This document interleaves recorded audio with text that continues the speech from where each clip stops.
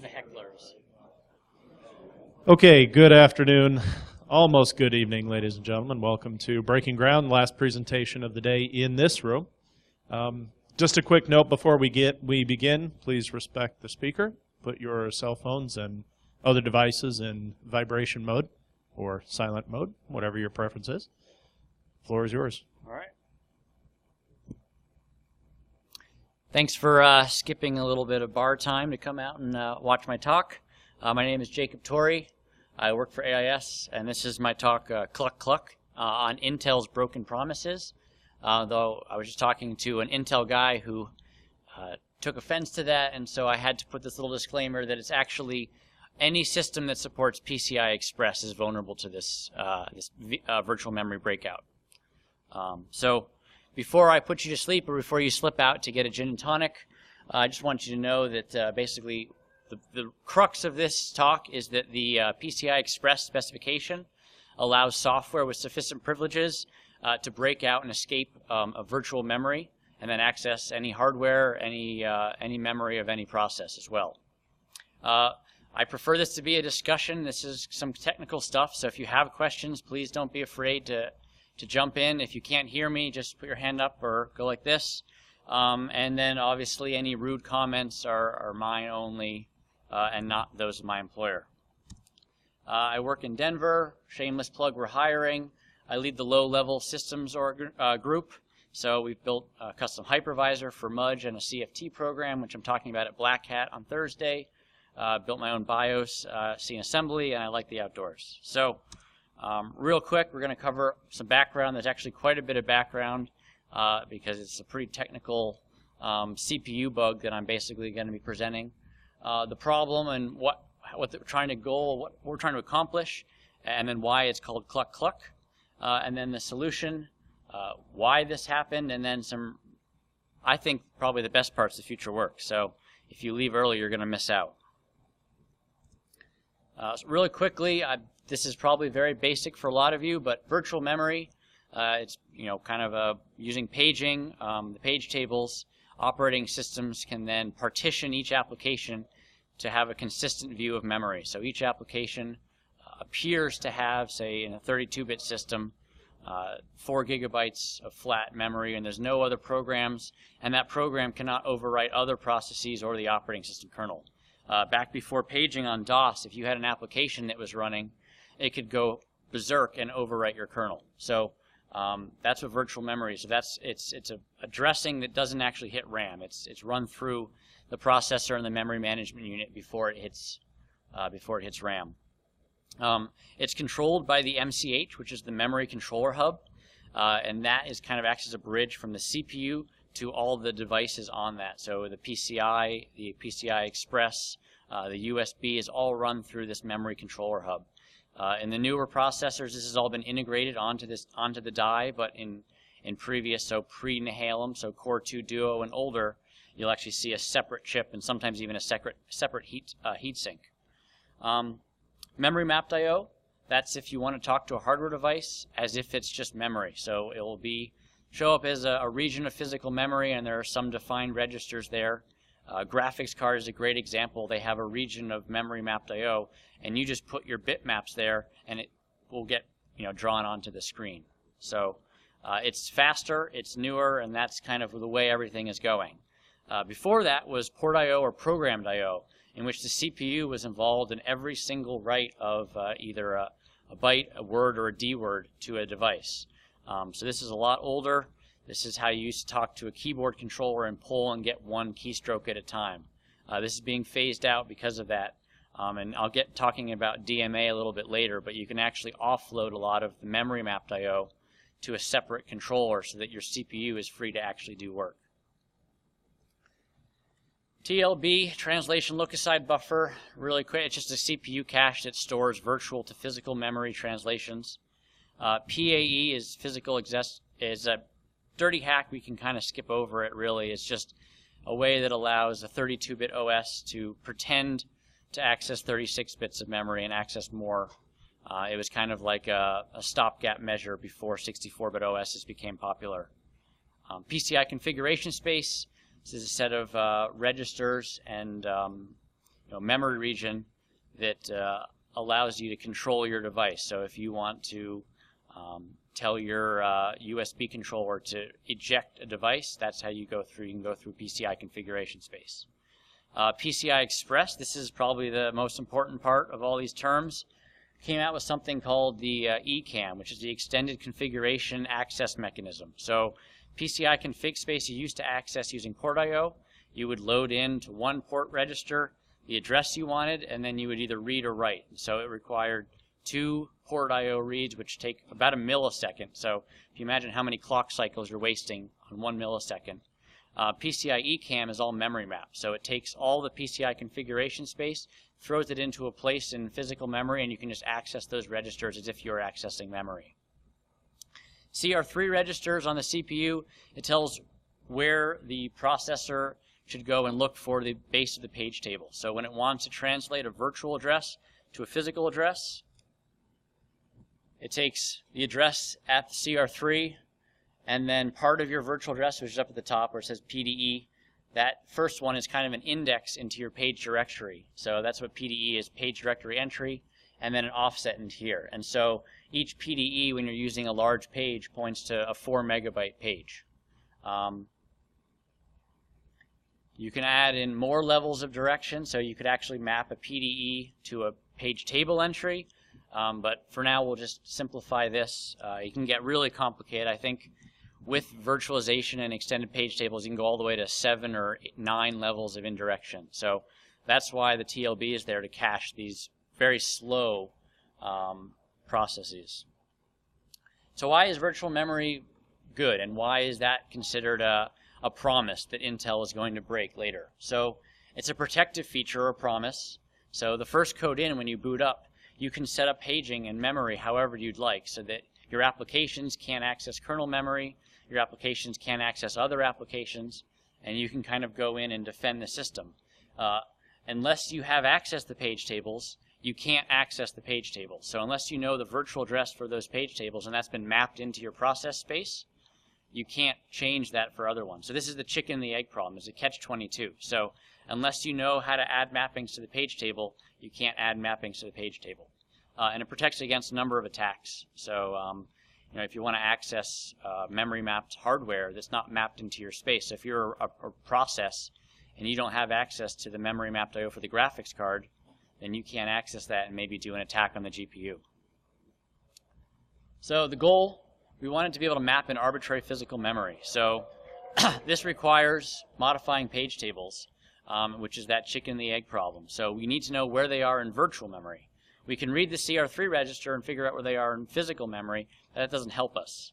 And so we as the attacker or good guy, we're executing as either kernel shellcode, live memory forensics. We could be a hypervisor.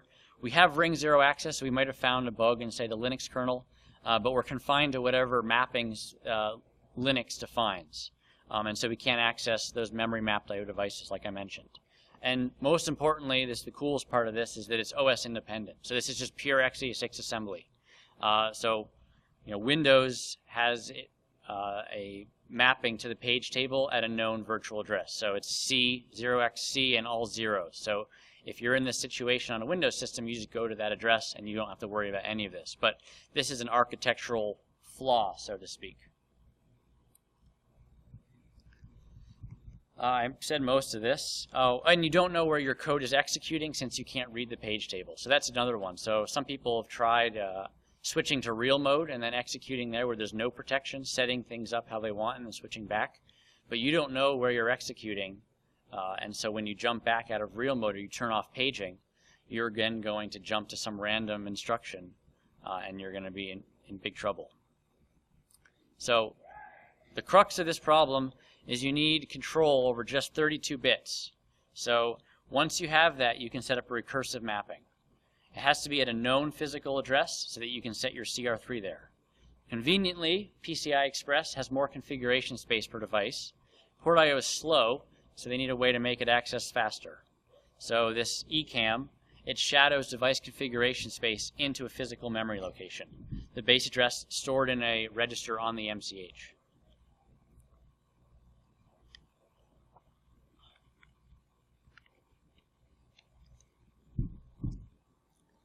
So our basic solution, we're going to construct a page directory entry that will map in the CR3 of the operating system page tables. And then we're going to mark it as present, readable, writable, and then using PS, which is the page size, we're going to make it a large page, so we don't need to have an intermediary page table entry.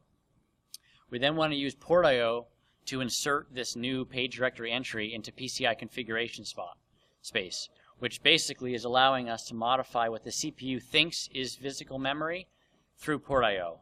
We can then determine the physical location of that place we just wrote to using this PCI base address, which we can access through port.io again. So the only problem seeing here is that the page directory entry has to go somewhere, and you can't just overwrite a random PCI configuration register, otherwise the system may crash. So conveniently, Intel has provided us with the scratchpad data register. I kid you not, it says this register is for software use only, it has no functionality. So it's almost as if they were helping me out with this. So 32 bits of beautiful storage right in the memory controller hub itself, device 0, function 0, and now you can use port.io to write that physical memory in the scratchpad register. Then you read out that PCI X bar I mentioned already, and now you know where your PD is in memory. Next step is to change your CR3 register to point to your PCI configuration space. Kernel code is marked as global in the page tables, so the TLB won't get flushed when you make that switch, and so your box won't crash, and you can still run the code. And then the CPU doesn't know anything that's doing anything wrong, because in its view, it's just accessing memory. It has no idea what's there, what the semantics or the meaning of that memory is. And the MCH doesn't know what the CPU is using this memory for, so it thinks everything is okay. So it's kind of a disconnect in between the MCH and the CPU. Any questions about this so far? Yeah?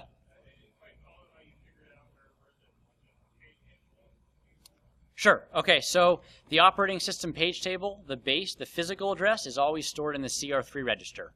So you can read that out, but you don't know where that's mapped into your virtual address space.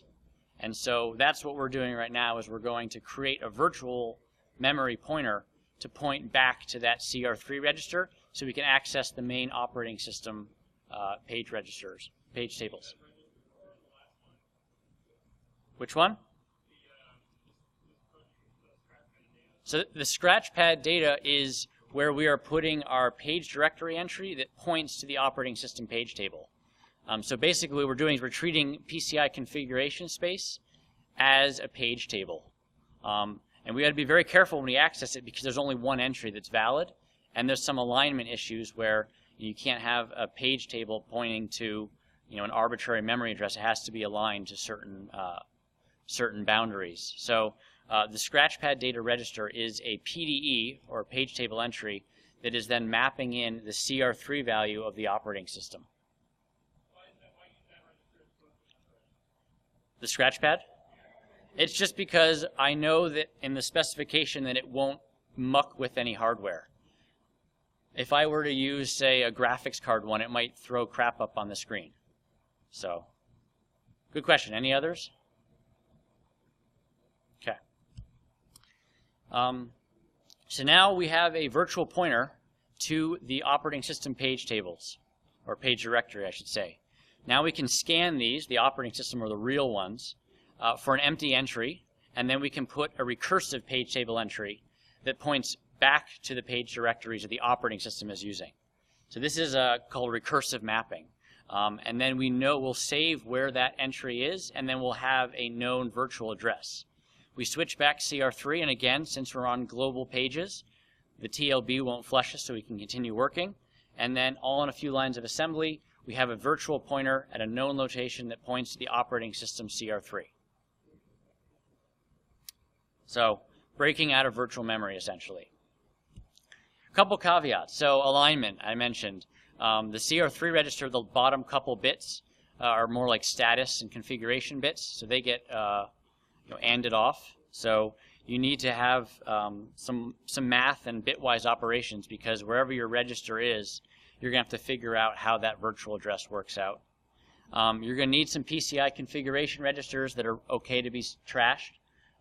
There's the MCH scratchpad register. There's a lot of other ones. If you just look through Intel specifications and just do a Control F for scratchpad, there's some on the GPU, there's some on the SATA controller, the LPC. So there's a whole bunch of them. And so I'll talk a little bit later about extending this to say a 64-bit system where you're going to need another level of indirection, and so you're going to need multiple recursive pointers. And then the big one is this requires ring 0 and global pages. So when this talk got put up online, I got a frantic email from Intel saying, what did we do? What's wrong? What's going on? We went back and forth, and basically their argument is once you get ring 0, there's really all bets are off.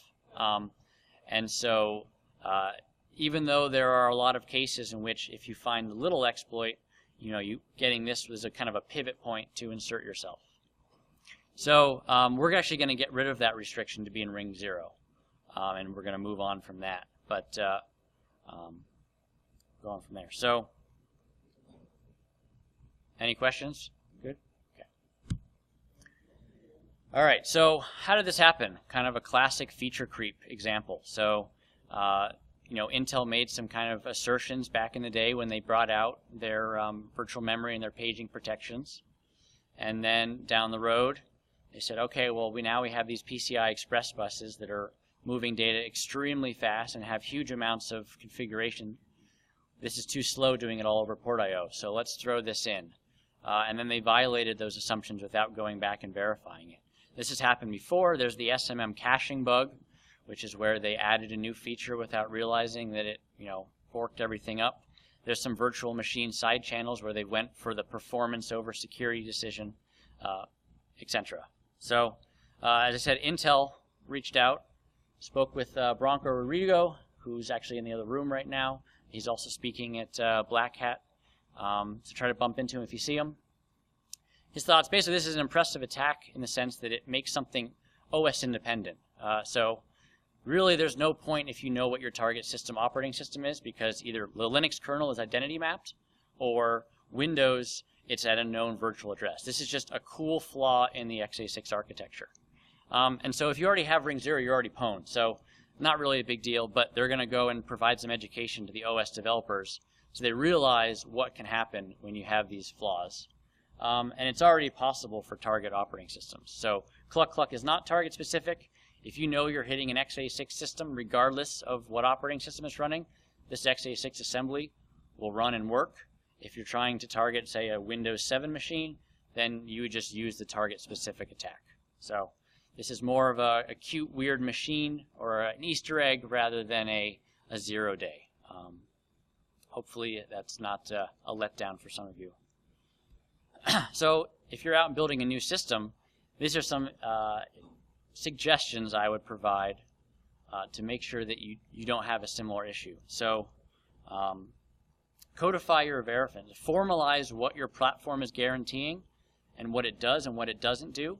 If you're taking input, formally parse that, and so that way you can reject bad input rather than going into some unknown state. So that's kind of the example behind ROP, where you don't formally parse that input, and that input is return addresses, which is essentially an assembly language for a ad hoc virtual machine. So you need to codify what your platform and what your design is doing, and then what its guarantees are making, and what assumptions you're making that, for example, the adversary can't do X, Y, and Z. And then when you add a new feature, go back and review everything. So, one thing I think, Alloy is a tool by MIT to do model verification. So you can write, in a couple hundred lines of code, you can write a formal model for an architecture, and it can check a whole bunch of different cases that you wouldn't be able to check. So before you start writing a single line of, C code or Python, you can make sure that your design is sound and there's no invariance that can be broken. And then you just update this model and run it again whenever there's a new feature that you add. And obviously maintain an adversarial mindset. So this is probably the perfect audience. You guys already have an adversarial mindset. But if you're building a system, don't forget that. Don't think, okay, I'm just going to worry about my class diagram. Think about how you would attack the software you're building. And then are those assumptions, a reliable or a safe bet when you're thinking about your adversary.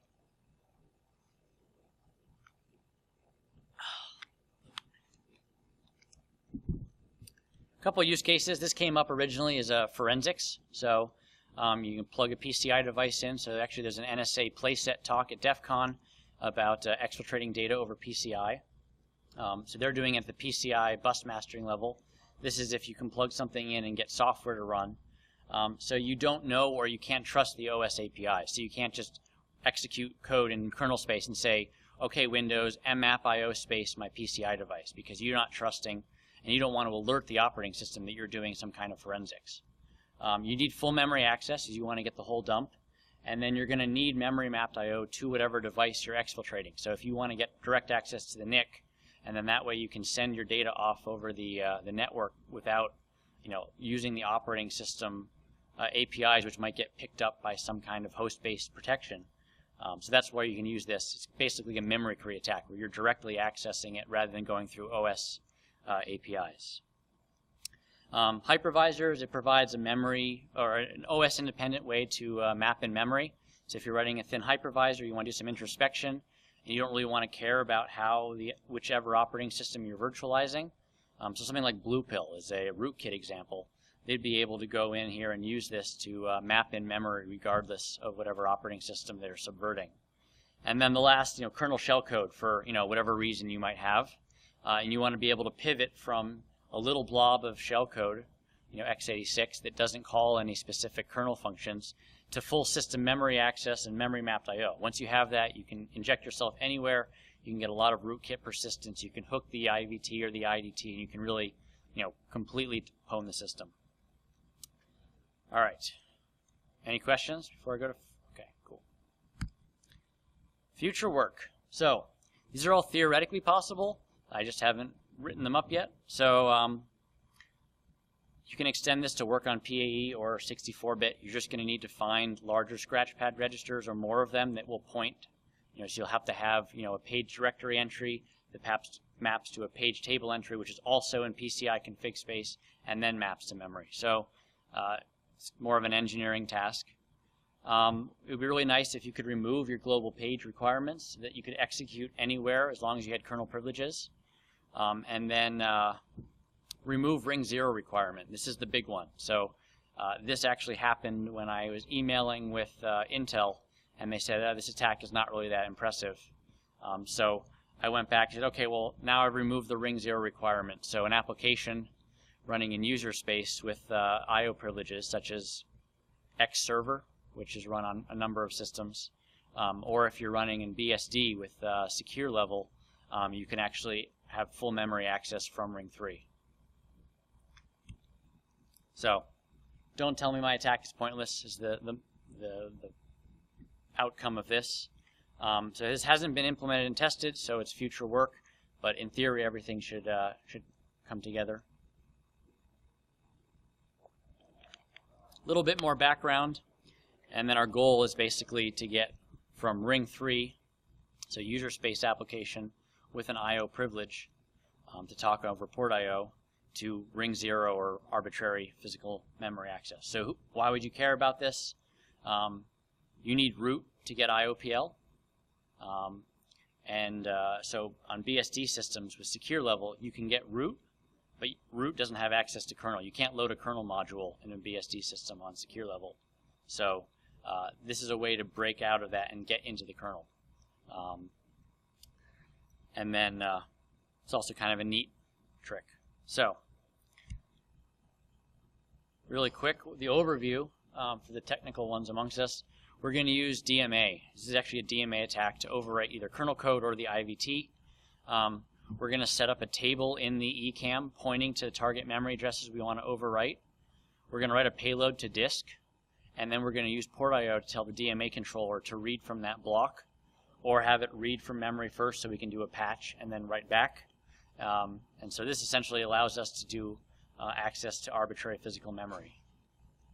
So a little bit more background. So DMA requires a few things. So the reason you can't do this without this trick is that DMA requires both a buffer, or this It's a PRDT, physical region descriptor table, which has to be stored at a known physical location to tell the DMA controller which blocks and where they need to go, and then also you need port I/O. And so up until now, there was no way to write this PRDT at a known physical location. So even if you had exploited X server, you couldn't do this DMA attack. So basically, it needs to be at a known physical address if only there was a way to write physical memory using port I/O at a known location. So conveniently, I just showed you that. So you can set this table up and you can store your target memory address. So I would recommend reading out the IDTR, which is the pointer to the interrupt descriptor table, and then maybe modifying that. So then DMA, this is the old school DMA. So this is ATA DMA. Then you can use port I/O to tell the DMA controller to read and write. You got to give it kind of, if it's a read or a write, start and stop. You don't care about the status byte. And then a pointer to the table we already set up. And then you use port I/O to communicate with the ATA controller. And then you can communicate over the standard ATA or a TAPI spec. You could also use a CD drive, but I don't know how many CD drives have shellcode on them, but you could if you wanted to. And then there's the different read DMA and write DMA bits. So you now theoretically have full read and write access to the entire memory space. What you do with that is left as an exercise to the reader. So some caveats as well. Newer drives, mostly the SSDs, are in what's known as AHCI mode, which is something you can set in the BIOS. And they won't respond to these ATA commands. And so this won't work in AHCI mode. And then Intel VTD, which is their extensions for hypervisors that provide directed I/O capabilities, which prevent a DMA attack against a hypervisor. This will allow you to do that if you had an operating system with this capability. As far as I know, that's not happening right now. All right, so I'm going to let you out early so you can get drinking, but a couple conclusions. As I said, it's not really a security hole in itself because you already need to have some privileges. It's a nifty trick for sure, and x86 is full of weirdness. So there was Sergey brought us up front in the audience, and one of his students showed that the memory management unit in an x86 processor by itself is Turing complete. So you can simulate any Turing machine by setting up your page tables and never actually executing an instruction. So basically this is such a complicated architecture that there's a whole bunch of weird things you can find. A new architectural feature creates a broken invariant from the past. Intel's pretty cool. I hope they can take some jabs. And then you'll be able to read more in the latest POC GTFO, which is coming to a printer near you. Or on Friday, you can grab it from the No Starch Press booth at DEF CON. With that, any questions? Perfect. Just the response I was expecting. Oh, one question.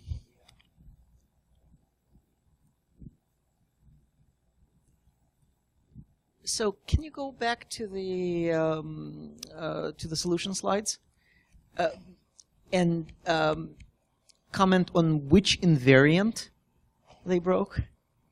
Sure. I mean, what were they thinking they were preserving? Yeah, so I would say that the promise they broke is that currently the way that when you bootstrap a system, you start off in real mode, which is completely unprotected. Any software that runs in real mode has full power over the system. And so an operating system immediately bootstraps itself to protected mode. And then it can set everything up where applications can't access kernel memory, can't access this device or that device. And so that invariant of basically whoever's the first in, who's ever the king of the hill, can then defend everyone else, that invariant has been broken now. So now if you come up, this is basically a catapult that allows you to smash your way into the castle and take over and kick the operating system out if you wanted to. You could then create a little region of memory where the operating system can't even read it. So even if there was some kind of active operating system defense, it wouldn't be able to read the region of memory you're hiding yourself in. Does that answer your question? Okay. So, so you have this PCI configuration area where you put the table, which is great. This is lovely. I wish I thought of that. So at what point does that get inserted into the say the boot process? This can happen at any time. I can actually show you. Oops, let's see here. My code is a Windows kernel module that you could load at any time. So this can happen after the operating system has completely set up its defenses, and it is assuming that even if you were to get access to ring 0 from some kind of driver exploit, that you wouldn't be able to kind of pivot from that. And so this brings it back so that your attack can then access anything as if it was in there first. So the invariant seems to be, right, that they took their the knowledge of the location of the page table as a sort of a capability. Exactly. Yep. Right. So as you were, as you mentioned that they said that, well, you already have if you already have ring 0, well, sort of the capability model. Yes. Is based on you need to know this magic number.